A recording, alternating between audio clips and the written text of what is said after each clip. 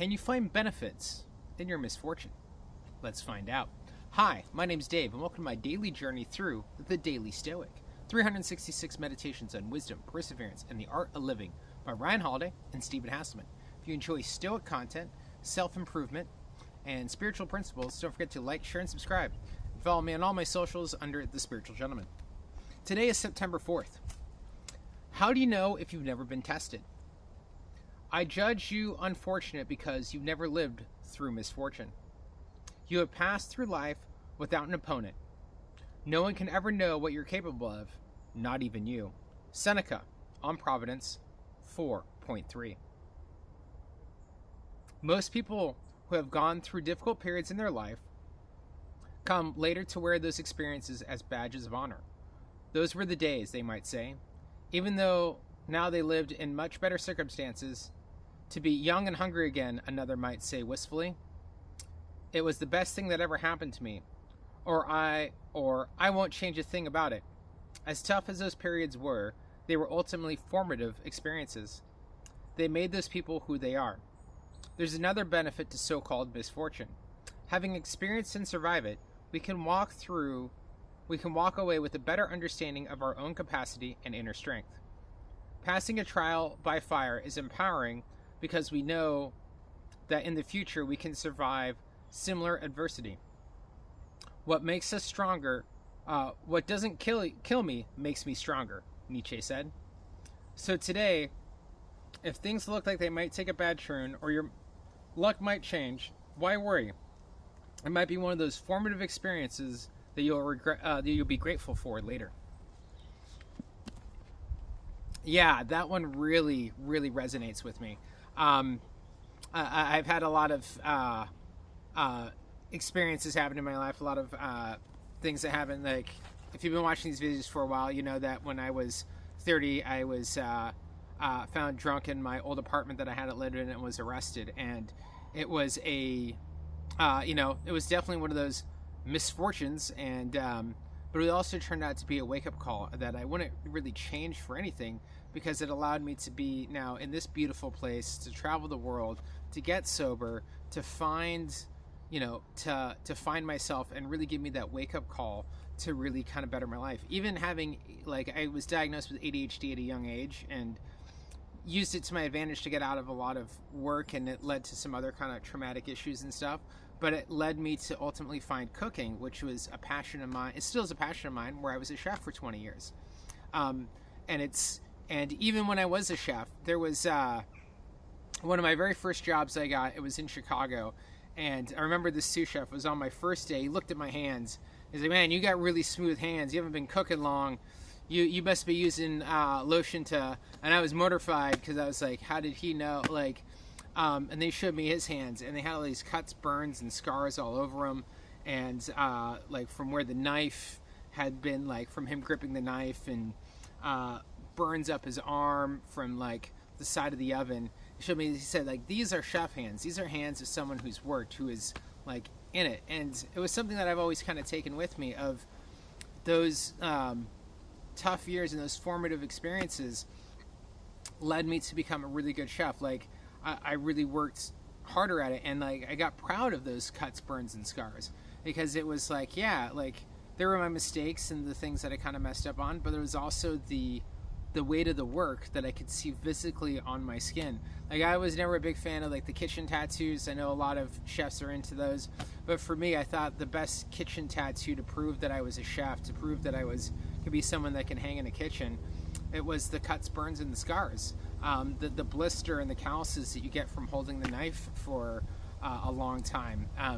Those were the things that I took that really kind of made it. And it's recognizing that our past and the things that the unfortunate circumstances and the things that happen to us can turn into one of our greatest learning experiences if we let it.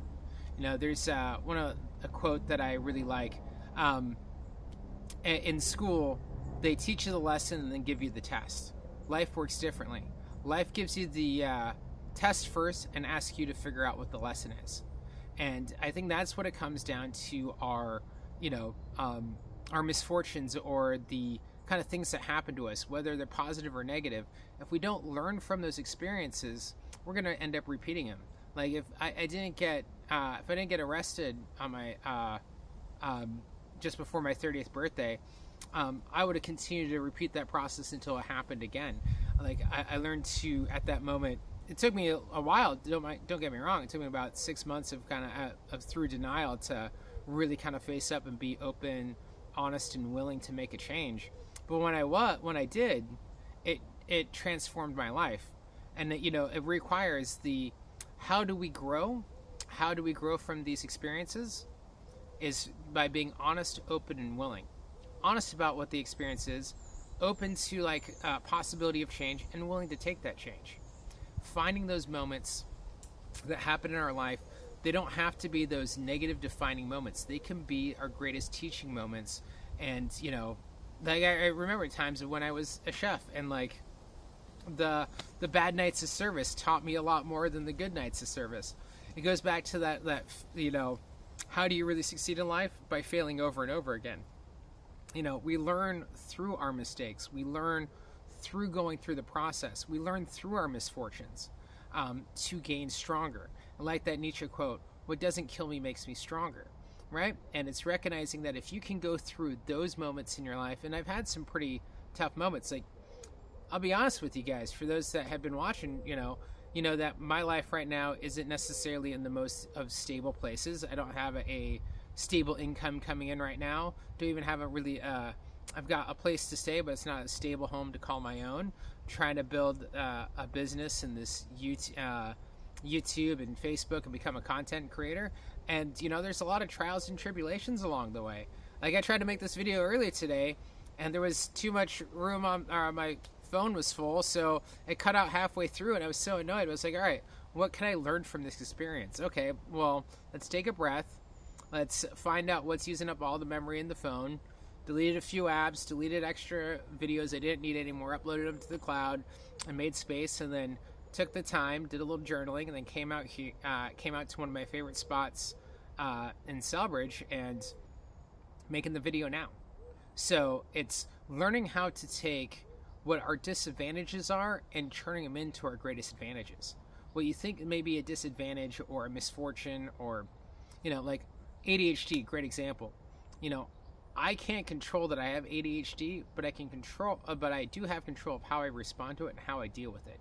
That's in my realm of control, and how I respond to it and how I deal with it, and learning to give myself love, grace, and patience, and to allow learn to flow with life instead of trying to flow against it.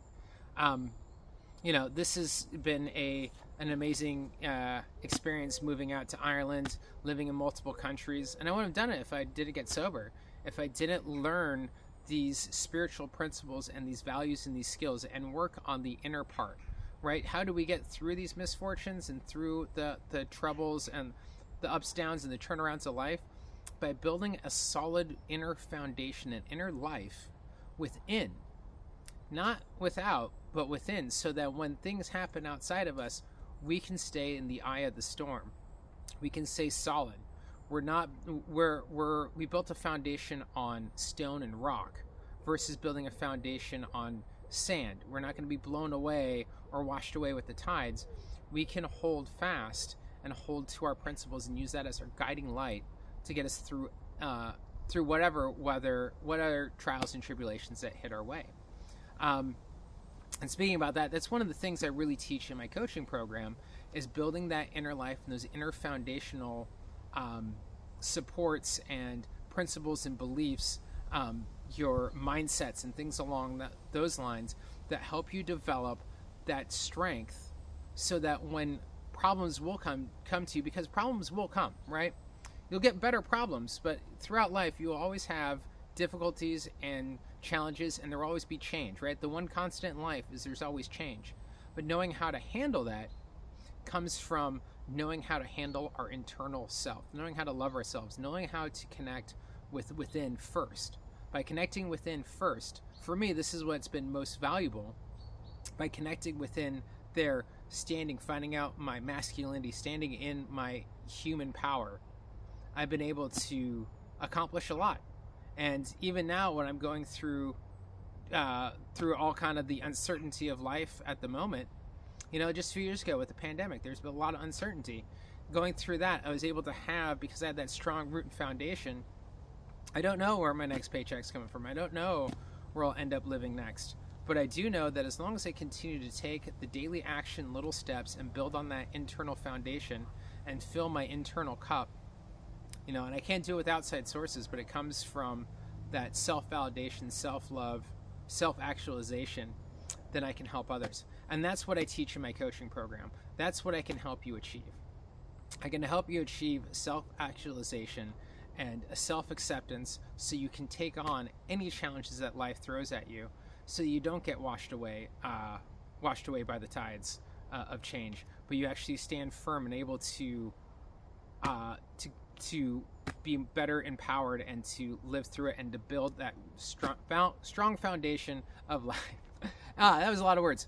But yeah, I think I'm going to leave it there. Thank you so much for watching. Appreciate each and every one of you on whatever platform you watch the songs. I posted on a lot.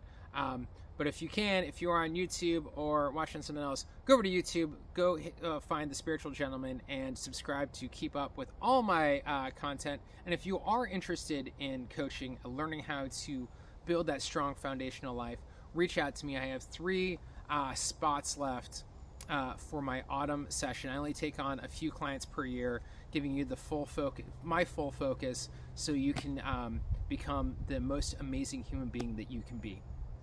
Thank you so much for watching. I'll see you tomorrow, and you have a great, if not better, day.